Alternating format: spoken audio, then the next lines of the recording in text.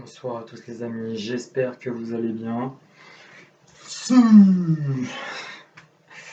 Célébration de Cristiano Ronaldo qui joue pour la Juventus de Turin. Donc c'est parti pour un bilan de la phase aller des matchs de poule du groupe G. Franchement le groupe le plus excitant. Quand il y a eu le tirage au sort, je me suis dit pourvu que Rennes tombe dans ce groupe G, pourvu que Rennes tombe dans ce groupe G. FC Barcelone de Lionel Messi.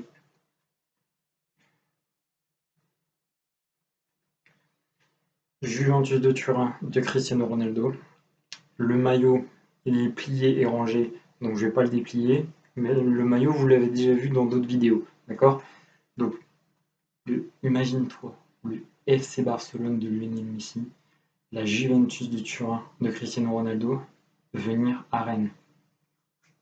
En imaginant qu'il n'y ait pas le Covid-19. Moi, je suis abonné, je suis RCK, j'ai ma place, sans problème, gratuitement. Enfin, voilà quoi. Ça aurait été le rêve. Après, le troisième tiré au sort, Dynamo Kiev, c'est un peu moins bien.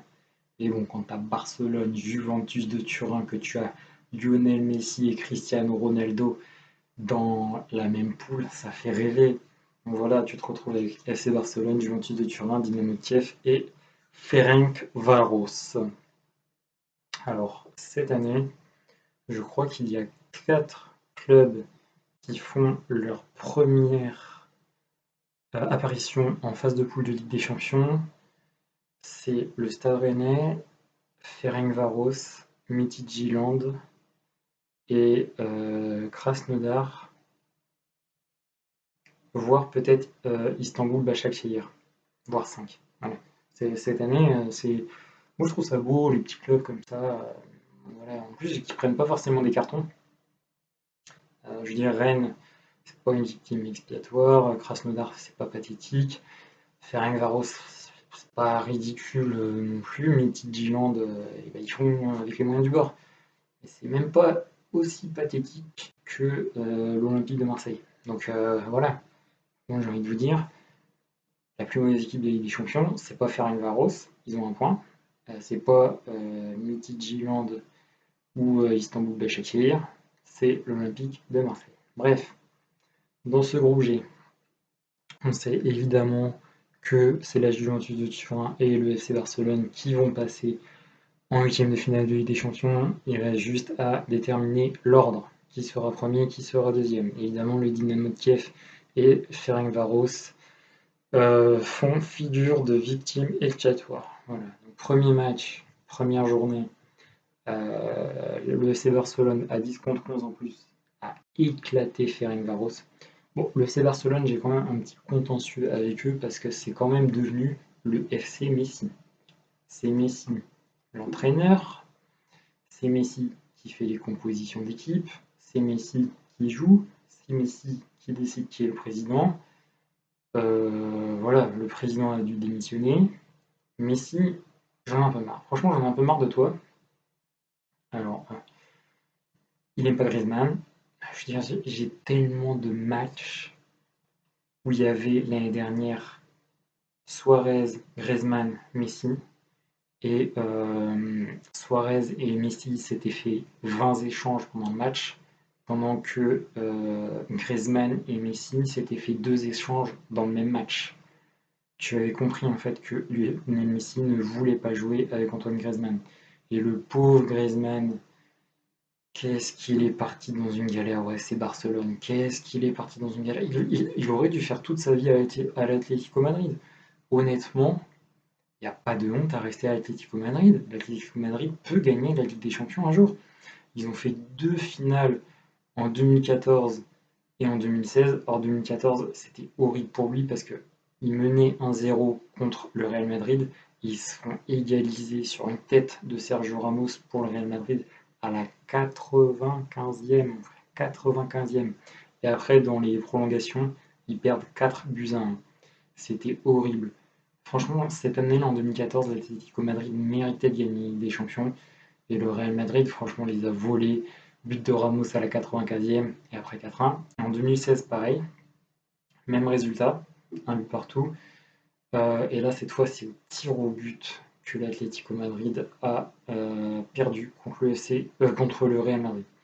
Donc voilà, petite parenthèse sur Griezmann, mais c'était important, franchement, le FC Barcelone, c'est le FC Messi, et ça m'énerve un peu, et non, je vais pas enlever le maillot, parce que celui de la Juve, je l'ai pas avec moi, je l'ai pas sur moi, il est dans le placard, au chaud, bien plié, mais très franchement, je suis plus Team Ronaldo que Lionel Messi, parce que Cristiano Ronaldo, il est passé sous les ordres de Sir Alex Ferguson et à Manchester United, et il a fait gagner à lui tout seul une Ligue des Champions à Manchester United.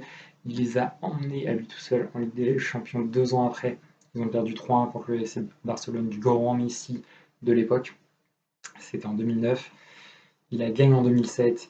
Il va en finale en 2009 avec Manchester United. Il était incroyable, il était exceptionnel, Ronaldo.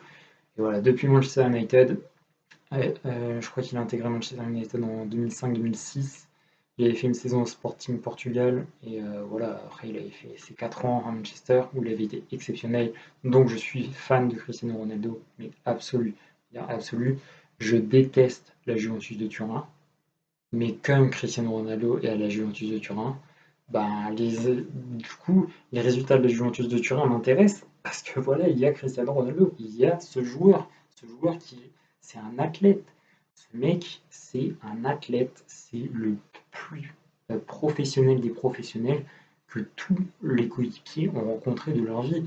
Le mec, il arrive à 7 h du matin à l'entraînement, il repart à 18 h. Bref, c'est un truc de malade. Benzema l'a dit, Patrice Evra l'a dit, ils l'ont tous dit. Le mec mange, boit, dort, s'entraîne football, sa vie c'est le football. Et voilà, c'est le meilleur joueur du monde depuis 2005-2006. C'est le meilleur joueur du monde. Que ce soit Manchester United, Real Madrid, Juventus de Turin. C'est le meilleur joueur du monde. Bref, dans ce groupe, première journée, 5-1 pour le Barça contre Ferencváros. Voilà, tranquille, la Juve qui gagne 2-0. Bon, la Juve, de toute façon, quand il gagne, c'est sans prendre de but. C'est l'Italie, donc c'est pas des scores exceptionnels. Voilà, première journée, tranquille, petite mise en bouche, tranquillement. Donc le Barça qui gagne 5-1 contre Ferencváros, la Juve qui gagne 2-0 contre le Dynamo de Kiev. Deuxième journée, le choc. Là, le Barça va gagner 2-0 à Turin. Ok. Mais pendant ce match, ce qu'il faut savoir, c'est que le Barça menait certes 1-0. Alvaro Morata s'est vu 3 buts refusés. 3 buts. Le mec a marqué 3 buts dans le match. Vous vous rendez compte?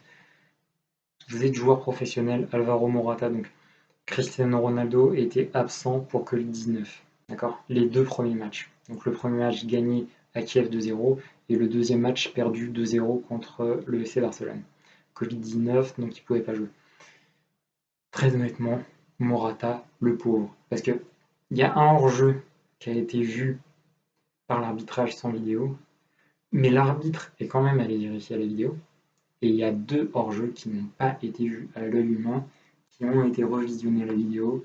Et du coup, le mec, il est passé d'un triplé historique contre le Barça à 0 but. Et franchement, ça, moi, ça me désole. Et c'est là que j'ai envie de te dire que la vidéo, c'est pas toujours bon.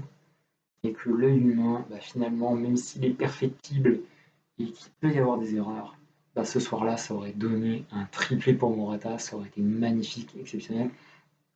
Et dans ce match-là, il y a un 0 pendant tout le match. La Juve pousse pour égaliser.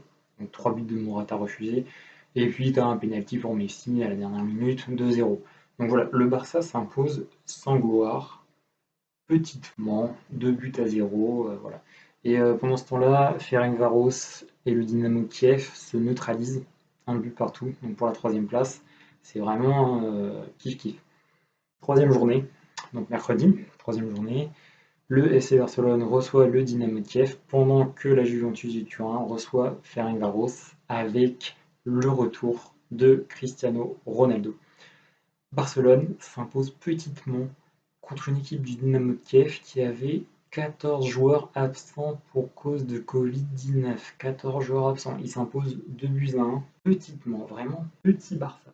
Là, honnêtement, je suis pas du tout fier, vraiment petit Barça. Très très petit Barça, 2 buts à 1 contre Kiev, pas glorieux. Contre l'équipe B de Kiev, vraiment pas glorieux. Pendant ce temps-là, La Juventus de Turin va se régaler à Ferencváros, 4-1. Alors Cristiano Ronaldo n'a certes pas marqué, mais Morata, Dybala ont marqué. La Juventus s'impose 4-1, c'est l'essentiel. Donc dans ce groupe, on se retrouve avec le FC Barcelone premier 9 points, la Juventus de Turin deuxième 6 points, Kiev et Ferencváros 1 point. Donc je pense que le FC Barcelone vient de prendre une option, un gagnant 2-0 à Turin, malgré les faits de match que je vous ai racontés. Va finir premier. La Juventus de Turin de Cristiano Ronaldo va finir deuxième. Et je sais pas qui de Kiev ou Ferencváros finira troisième, ira en Europa League. Pour moi, le Dynamo de Kiev c'est supérieur. Mais bon, il y a eu 2-2 entre Kiev et Ferencváros. Donc voilà, Ferencváros c'est pas non plus ridicule. C'est pas ridicule. Ils se prennent 5-1 par Barça et 4-1 par la Juve. Mais voilà, c'est pas non plus ridicule. Ça, ils ont marqué un point. Mais voilà, franchement, le FC Barcelone m'a déçu là mercredi. Le 2-1 contre Kiev, moi je m'attendais à un 5-0, 6-0. Parce que si vous voulez, c'est un peu comme le match de l'équipe de France contre l'Ukraine où ils avaient 18 cas de Covid. Ils avaient dû coucher sur la feuille de match l'entraîneur des gardiens dans l'équipe d'Ukraine, l'entraîneur des gardiens, et c'était un joueur remplaçant l'équipe d'Ukraine, c'était complètement dingue. Ils avaient tellement d'absents que voilà. Et la France a gagné totalement logiquement 7-1 contre l'Ukraine il y a un mois. Et moi je m'attendais à ce que le Barça fasse la même. Bon non. Penalty de Messi, tête de Piqué, 2-0, on se contente de ça, ça revient 2-1, et puis voilà, c'était pas à l'abri d'un 2-2. Donc je me suis dit, eh ben pourquoi pas à Kiev, un 0-0. Dans ce cas-là, si la Juve l'emporte, la Juve va revenir et aura un match décisif pour la première place contre le Barça. Donc voilà, Barça 9, Juve 6, Kiev et Ferencváros 1 point. Barça et Juve iront forcément en huitième de finale de Ligue des Champions, sauf séisme ou catastrophe naturelle d'une ampleur exceptionnelle. Et le Dynamo Kiev ira en Europa League. Ciao.